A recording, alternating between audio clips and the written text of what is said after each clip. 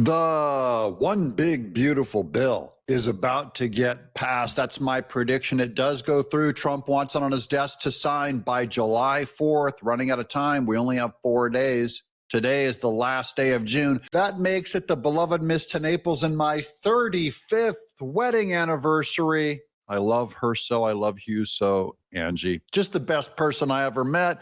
It's happy times in America. Watching Doug to Naples, Doug in Exile. Oh, yeah. You're watching Doug in Exile in Franklin, Tennessee. Go Navy. You're watching Doug in Exile. Okay, before we get to the big, beautiful bill, I just want to let you guys know that, Disneyland has that great Hall of Presidents. They just put Donald Trump back in the Disneyland Hall of Presidents. Watch this. Throughout history, I, Donald John Trump, do solemnly swear. CNN is scum. MSDNC is scum. The New York Times is scum. They're bad people. They're sick. Well, I guess they could have picked a better quote for Trump to say. We're going to get on that big, beautiful bill now. Here's Scott Bessent. I'm just going to give you a whole smattering of kind of the big picture. By the time this episode broadcasts, it might even already be passed, but I'll keep you guys posted if it does. Here's Scott Bessent. I think everyone believes that this is a start. So it's an 11% cut in non-discretionary spending, and we're going to go from there. So we didn't get here all at once. We've gotten here 20 or 40 years, and we are going to bend the curve, bring the debt levels down. I'm a fiscal hawk. I've had a lot of very good meetings with that group, and I think we're all on the same page on how to grow the economy while controlling and bringing down expenses. Okay, now if you look at change of rhetoric here, they're not going for the big blotto thing. He's starting to walk a lot of the fiscal side of it back, going, this is a tiny step. Now, Scott Bessent, he's in the Trump administration, so they just want to win. Trump just wants to win on this, and there are a lot of compromises that are bugging a lot of fiscal hawks, including Bessent, who's going like, look, I'm a fiscal hawk. I get it. This thing isn't doing everything we said it's going to do. Here is the Hill on, remember we talked about in the last video about the parliamentarian, which is some weird job in the Senate, that are able to gut all kinds of MAGA stuff out of this bill, claiming that it's a bad category or a wrong category. The Senate does have the ability to overturn the parliamentarian. That's going to come down to Thune and other members. So we're going to find out if Thune has the balls to do this. Let's read this real quick. Trump urges Senate GOP to overrule the parliamentarian. President Trump urged Senate Republicans on Sunday to overrule the chamber's parliamentarian in order to pass key parts of the sweeping domestic policy bill. And this goes back to the parliamentarian does not have more power than an elected member of Congress or the president of the United States. So we're trying to claw back some of that power of this person acting unilaterally. That's my theory on it. Here we go. In a Sunday post on Truth Social, the president backed a call from Rep. Greg Steube, Republican Florida, and other GOP hardliners to ignore rulings from the Senate parliamentarian Elizabeth McDonough. Quote, great Congressman Greg Steube is 100% correct. An unelected Senate staffer, a parliamentarian, should not be allowed to hurt the Republicans' bill. He wants many fantastic things out. No, Donald J. Trump. Trump wrote, the parliamentarian is a allegedly nonpartisan Senate official whose responsibilities include determining whether parts of the laws meant to be passed through budget reconciliation comply with the rules for that process. Okay, I don't want to get too deep in the weeds on this stuff. I do want to go to Batya Ungar-Sargon because she is a great pro-MAGA person, kind of ripping on the whole process here. She goes, this sounds great in theory. In practice, their medical bills will be paid by their families who are already broke. That's why the big, beautiful bill is so unpopular, she claims. I actually think it's unpopular for different reasons. Poor and working class folks know they're going to foot the bill. Only a godless society asks the poor to sacrifice more than the rich. That's her opinion, and I want to cover that for you guys. I'm going to cover this quote real quick. This is Senator Banks. There are 5 million Americans who get Medicaid who are able-bodied. So they're trying to say you're going to have to pay your own bills if you're poor but able-bodied. And she's saying that the rich should pay, not the poor. That's a big part of this bill, too. You think about people who go to work every day and pay taxes, and then there are 5 million Americans who get Medicaid who are able-bodied. They sit at home. They don't work. They're not taking care of a sick kid or a sick mom, and they're still on Medicaid. Medicaid is expanding every day, and there's a big cost to that. So let's reform Medicaid and save it for those people who need it. But let's make sure that people who are able-bodied go to work every day and don't. Okay, that's one of the big changes. I don't know what you guys think of this. Now, this is populist arguments. Trump is a populist. He's not a conservative and he's not a liberal. He's a populist. So what does the population think? They always want the rich to pay for the poor. If you're an able-bodied working person, of course you're going to want Medicaid. I don't really take a position on this because I get both sides. I get it. You don't want the poor. But if a poor is an able-bodied working person, should the government come in and be paying Medicaid on them? I don't know. I think you can make the comment about all welfare reform. Should someone have food stamps if they're able to walk and get a job? You're poor. Should you be allowed to retire and get retirement if you're an able-bodied working people? I'd make the argument you should be working till you're 70, 75 years old. That's what I'm going to do. If I'm able to work, I'm going to work. I'm not going to retire and draw down my retirement. So the idea that you get to retire in my dad's generation, right? The boomers in my dad's generation, you retired at 64, 65, and then you lived, it could be another 40 years on retirement. Healthy, able-bodied. I don't get it. I don't see it in the Bible. It's not commanded. So I could really be saying some unpopular things with my audience right now who are 65 and up. So you guys tell me in the comments what you think and where I'm wrong and possibly where MAGA is wrong. We're going to continue. Here's more. Now they're doing a massive kind of publicity campaign for getting this big, beautiful bill passed. This is Mark Wayne Mullen, who is one of the main guys. He is ripping on Schumer about the big, beautiful bill, just cracking a few jokes. I'll just give you a taste of this. All right, guys, it's been long thought out time getting to where we're at right now. Now, we didn't actually pass the one big, beautiful bill. A lot of people are saying, yeah, we passed the bill. When's the president going to sign it? This was just a procedural motion. I know the Senate rules are ridiculously wonky, but just deal with me. What we did. Yeah, tell me about it. I'm trying to keep track of the Senate rules, and I didn't even know there was such a thing as a parliamentarian. Going, what the heck's a parliamentarian? They're going, it just took another step motion they voted on and it went forward. It didn't actually pass. It took a step. As we passed the House version of the bill. Now, all that meant is that we had a motion to proceed to basically, on our terms, say to get on the bill. Once we pass the motion to proceed, now we take our amendments and we literally place it on top of the House version. Typically, at this point, we go right into 20 hours of debate and then into vote-a-rama. But the Senate is using a privilege motion requiring the clerk to read every line by line, and it'll take roughly 15 hours.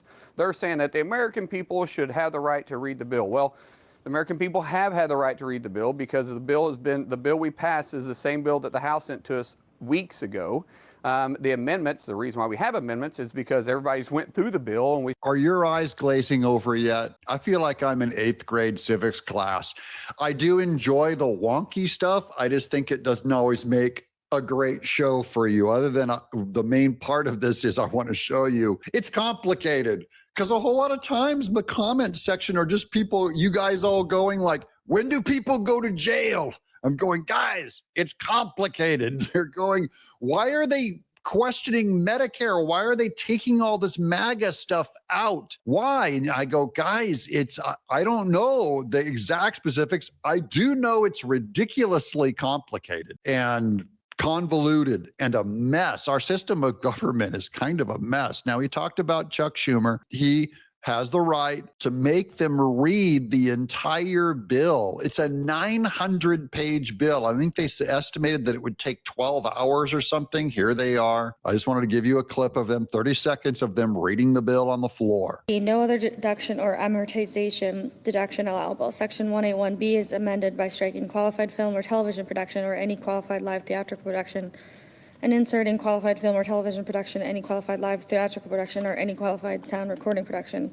D, election. Section 181C1 is amended by striking qualified film or television production or any qualified live theatrical production and inserting qualified film or television production, any qualified live theatrical production, or any qualified sound recording production. E, qualified sound Those poor staffers, the poor kids, they're like interns. And then they have to read. By the way, they're probably the only one that read the 900-page bill. Certainly the people that voted for it, the congressman didn't. Here's Trump on Twitter says, tonight we saw a great victory in the Senate with the great, big, beautiful bill. But it wouldn't have happened without the fantastic work of Senator Rick Scott, Senator Mike Lee, Senator Ron Johnson, who changed his vote, and we're going to go into his reason for it. We'll show you a clip of that. And Senator Cynthia Loomis. They, along with all the other Republican patriots who voted for the bill, are people who truly love our country. As President of the United States, I am proud of them all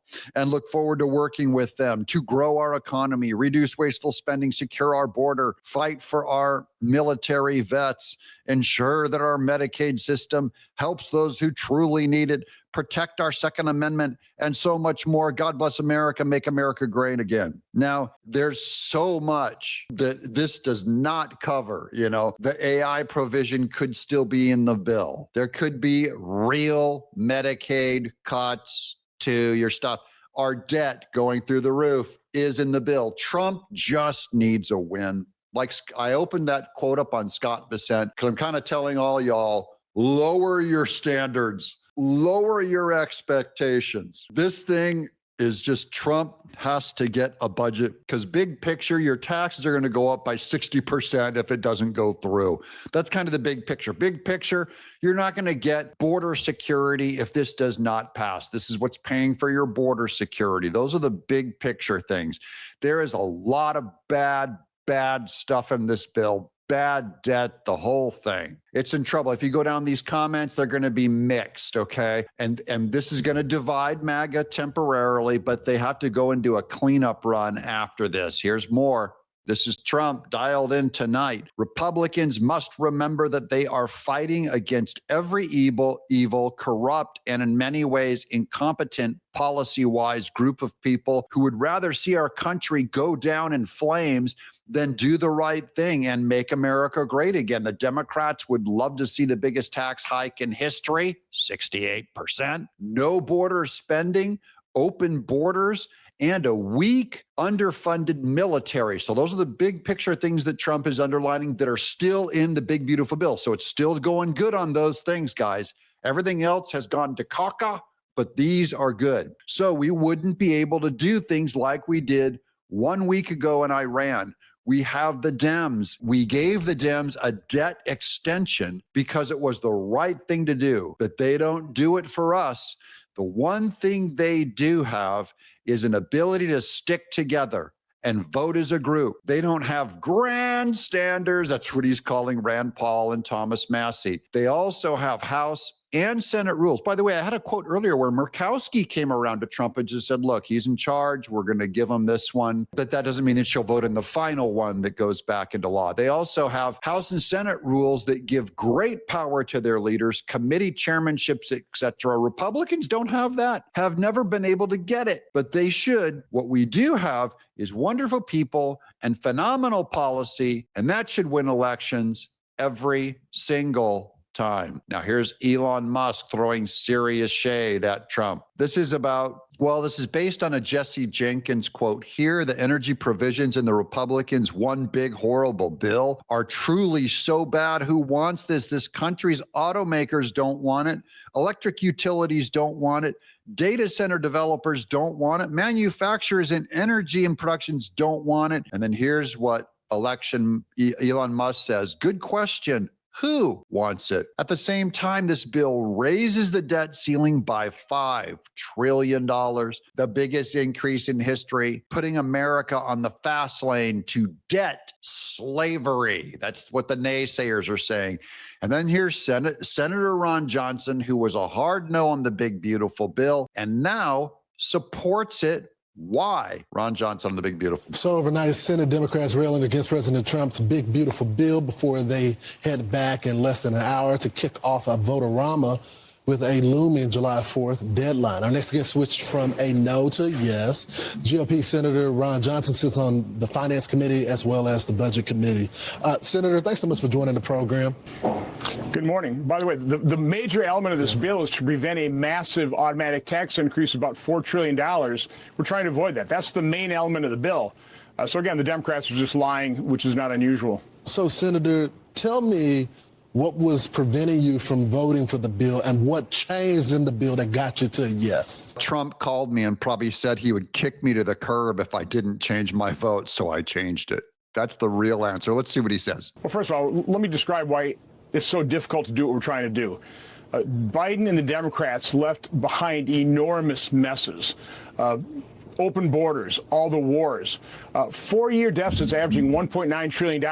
Okay, but none of that changed in the last week, and yet Ron Johnson changed his vote. He was putting pressure on before when he thought he had some weight and advantage to go, I'm not going to vote for this, I'm going to grandstand. And then when it comes down to it, what happens is that vote went forward in the resolution by 3 votes, and what they do is they say, you don't have to vote on this, Rand Paul, and but we're going to need Ron Johnson because we can't afford to lose enough votes. You know what I mean? They let their people, it's all been orchestrated. So Ron Johnson, they didn't have enough coverage for him to be able to vote no on those things. So he came along and voted yes. I'm grateful for it. I thank him for it. But stop grandstanding, brother. I get it. I'm a fiscal conservative. Give Trump his win, and then let's get right on the next bill. Enshrine Doge into law. Get his executive orders into law. Clean up this mess later. But like Ron Johnson just said, the big picture is this is going to hold on to the tax cuts that keep our taxes